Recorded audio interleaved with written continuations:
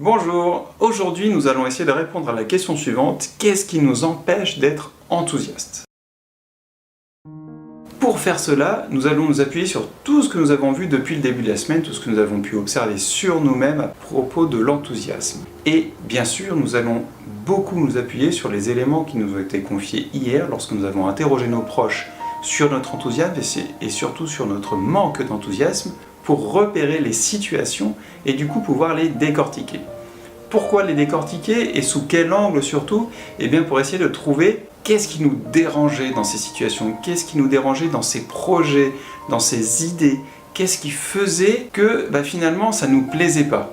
Ou ça pouvait peut-être nous plaire mais on ne l'a pas fait. Et du coup pourquoi est-ce qu'on ne l'a pas fait alors que ça nous plaisait? Eh bien tout ça, comme bien souvent, ce sont des croyances et surtout des peurs.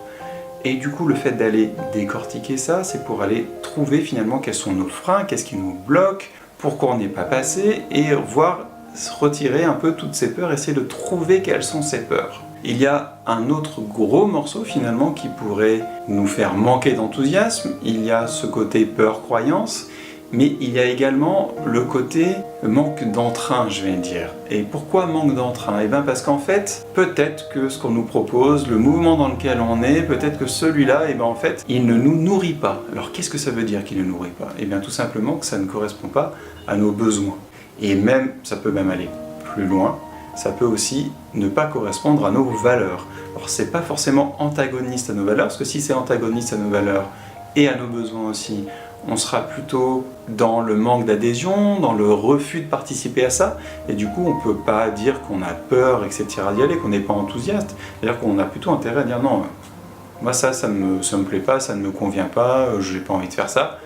Voilà. Par contre, si on sait qu'on a envie, mais finalement on n'y va pas, c'est parce qu'on est justement là-dessus, on est sur quelque chose qui peut-être ne répond pas à nos besoins, qui va peut-être même à l'encontre de nos besoins, quelque chose qui correspond à des peurs que nous avons, pour pouvoir justement identifier tout ça, les regarder isolément et se poser la question, est-ce que ces peurs, elles sont toujours d'actualité? Est-ce qu'elles me servent à quelque chose? Est-ce que ce ne sont pas des choses finalement que j'ai apprises, mais en fait je n'en vois aucun fondement en moi? Et de l'autre côté, finalement, quels sont les besoins qui n'ont pas été nourris par ça? Quels sont les besoins qui ont même peut-être été bafoués par ça et qui faisaient que ça me ralentissait? Quelles étaient éventuellement les valeurs ou une des valeurs de ces actions qui étaient contraires aux miennes et qui du coup me freinaient, me faisaient manquer d'enthousiasme? Voilà, autant de questions pour aller, encore une fois, à notre rencontre, pour aller mieux nous connaître et puis progresser, cheminer. Alors c'est bizarre, progresser, cheminer, ça me plaît pas trop, mais en tout cas, évoluer et aller vers du mieux-être en nous connaissant mieux, du mieux-être pour nous et du coup du mieux-être pour les autres. Je m'arrête là pour aujourd'hui, je vous remercie d'avoir regardé cette vidéo. Je vous souhaite une excellente journée et surtout, comme chaque jour, prenez soin de vous.